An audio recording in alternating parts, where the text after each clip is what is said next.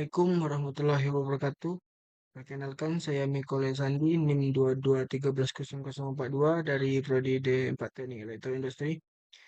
Baik, pada kali ini saya akan menjelaskan, mempresentasikan tugas akhir saya, yaitunya rancang bangun kendali lampu menggunakan smartphone via Bluetooth.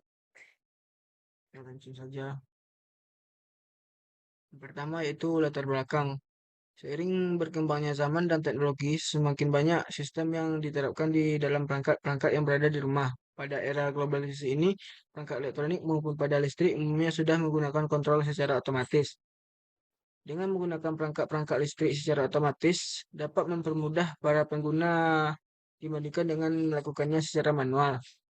Salah satu perangkat yang bisa mengendalikan secara otomatis. Ada beberapa perangkat listrik yang kita temui hidup tanpa ada penggunanya. Hal ini karena kelainan pengguna untuk mematikan alat listrik. Jika jumlah perangkat listrik di rumah sangat banyak, maka tidak efektif untuk menghidupkan dan mematikan perangkat listrik tersebut secara manual.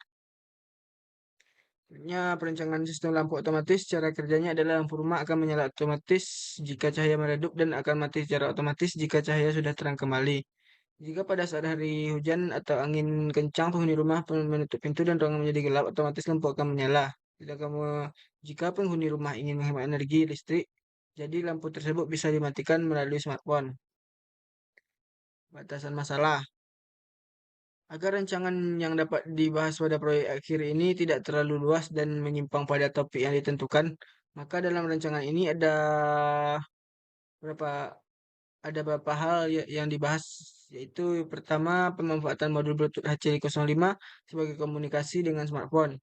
Yang kedua yaitu pemanfaatan sensor photocell sebagai input ke Arduino Nano dan juga berfungsi sebagai pendeteksi.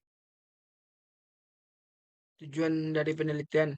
Tujuan dari penelitian ini adalah untuk membuat sistem pengontrol lampu ruangan secara nirkabel melalui Bluetooth menggunakan smartphone berbasis Android dan microcontroller.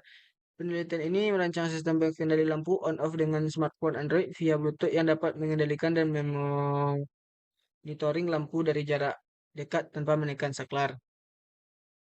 Manfaat penelitian. Ya, ada pun manfaat dari pembuatan perangkat ini adalah yang pertama yaitu membantu meringankan pekerjaan manusia dalam hal mengontrol alat listrik dalam rumah.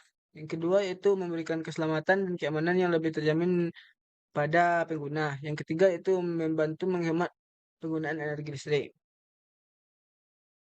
Tinjauan pustaka. Pertama itu Bluetooth dalam sistem kontrol melibatkan penelitian terkait penerapan teknologi Bluetooth dalam pengendalian perangkat elektronik dengan fokus pada kehandalan, kecepatan transfer data, dan jarak jangkauan komunikasi. Yang kedua, sistem IoT dan kontrol pintar. Meninjau literatur yang membahas integrasi Bluetooth dalam koneksi Internet of Things atau IoT untuk pengendalian perangkat di rumah, termasuk kendali lampu. Fokus pada keamanan dan interoperabilitas. Aplikasi pemrograman smartphone. Menganalisis metode pemrograman yang digunakan untuk mengembangkan aplikasi di smartphone yang dapat berkomunikasi dengan perangkat Bluetooth, seperti penggunaan Android Studio dan platform pengembangan lainnya. Perangkat keras untuk kontrol lampu. Meninjau komponen perangkat keras yang umumnya digunakan dalam sistem kendali lampu, seperti microcontroller, relay, dan sensor yang mendukung implementasi Bluetooth. Keamanan sistem. Mengeksplorasi cara untuk menjaga keamanan sistem kendali lampu melalui Bluetooth, termasuk enkripsi data dan mekanisme autentikasi yang dapat diimplementasikan. Metode penelitian. Metode pengembangan penelitian ini menggunakan prototipe model. Model ini memiliki beberapa tahapan sebagai berikut. Yang pertama itu analisis kebutuhan sistem. Merencanakan segala hal yang diperlukan dalam pekerjaan sistem. Pada fase ini penulis merencanakan sistem yang akan digunakan dalam menjalankan aplikasi nantinya adalah sistem operasi Android yang digunakan pada perangkat smartphone. Sedangkan otak sistem diimplementasikan pada perangkat microcontroller adalah Amiga 328 PU. Menganalisis hal-hal yang diperlukan untuk pembuatan atau pengembangan perangkat lunak untuk analisis dari sistem ini akan diuraikan pada di bab ini juga. Yang kedua, desain sistem. tahap penerjemahan dari keperluan atau data yang telah dianalisis dalam bentuk yang mudah dimengerti oleh programmer. Pada fase ini penulis melakukan proses yang meliputi desain pemodelan sistem dan desain antarmuka. Untuk pemodelan sistemnya, penulis menggunakan metode File Modeling Language atau UML. Penjelasan secara rinci dari fase ini akan dijelaskan pada sebuah di bab ini juga. Yang ketiga yaitu pengujian. Uji coba terhadap program yang telah dibuat pada tahap ini penulis melakukan proses pengujian dan pengecekan kesalahan atau error terhadap aplikasi yang telah dirancang dengan metode black box. Yang keempat itu implementasi, menerjemahkan data yang telah dirancang ke dalam bahasa program yang telah ditentukan. Terus ini yang penulis kerjakan adalah mulai membuat aplikasi menggunakan bahasa program basic dengan compiler basic Android ya, dan menggunakan bahasa C++ untuk pemrograman Atmega 328 PU dengan compiler Arduino IDE. Selain itu, penulis juga mengerjakan perangkat keras untuk menjadi minimum sistem. Selanjutnya, hasil dan pembahasan. Pada pembahasannya akan dibahas tentang desain sistem rangkaian dan desain proses dan tampilan antarmuka sistem. Yang pertama yaitu desain rangkaian. Desain rangkaian sistem akan menggambarkan alur atau cara kerja dari smartphone pengguna hingga keluaran yang dikontrol dan yaitu menyalakan dan memadamkan lampu.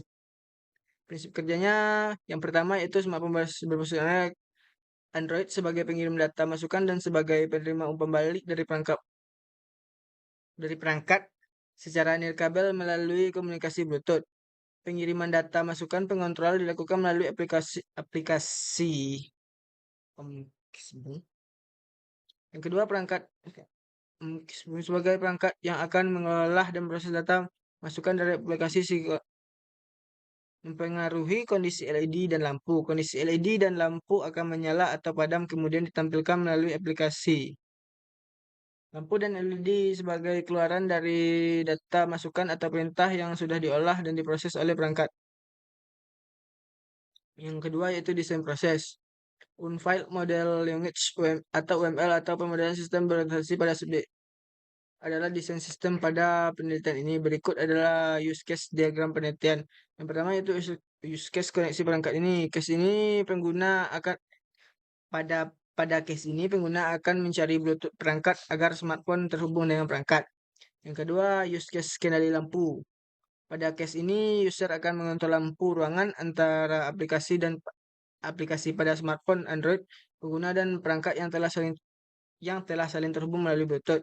Yang ketiga yaitu siswi gambar, pengguna melihat panduan penggunaan aplikasi dan menekan tombol bantuan. Yang keempat itu use case tentang pengguna melihat informasi tentang aplikasi dan menekan tombol. Selanjutnya kesimpulan. Dalam merancang dan membangun sistem kendali lampu menggunakan smartphone Bluetooth, dalam penelitian ini berhasil menghasilkan pemahaman mendalam tentang integrasi bioteknologi Bluetooth dalam konteks pengendalian perangkat rumah pintar. Berdasarkan temuan dan analisis, kesimpulan yang saya dapatkan yaitu yang pertama itu keberhasilan desain sistem kendali lampu dapat diimplementasikan dengan sukses menggunakan arsitektur yang dirancang, menggabungkan microcontroller, modul Bluetooth dan aplikasi smartphone. Yang kedua yaitu fungsional optimal. Uji coba fungsionalitas membuktikan bahwa sistem mampu mengontrol lampu secara efektif dengan respon yang cepat dan akurat. Yang ketiga, antarmuka pengguna dan intuitif. Pengujian antarmuka pengguna menunjukkan bahwa aplikasi smartphone dirancang dengan baik, memberikan pengalaman pengguna yang intuitif dan mudah dipahami. Yang keempat yaitu keamanan yang memadai. Sistem ini melibatkan langkah-langkah keamanan dan uji coba keamanan, mengkonfirmasi tingkat keamanan dan memadai dalam komunikasi antar smartphone dan perangkat.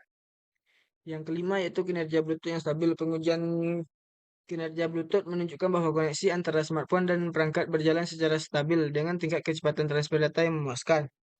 Yang keenam yaitu kontribusi terhadap pengembangan IoT. Penelitian ini memberikan kontribusi positif terhadap pengembangan Internet of Things atau IoT, khususnya dalam mengimplementasikan solusi cerdas untuk kendali perangkat rumah. Ya, baik, sekian hasil dari presentasi tugas akhir saya. Kalau ada salah saya mohon maaf. Assalamualaikum warahmatullahi wabarakatuh.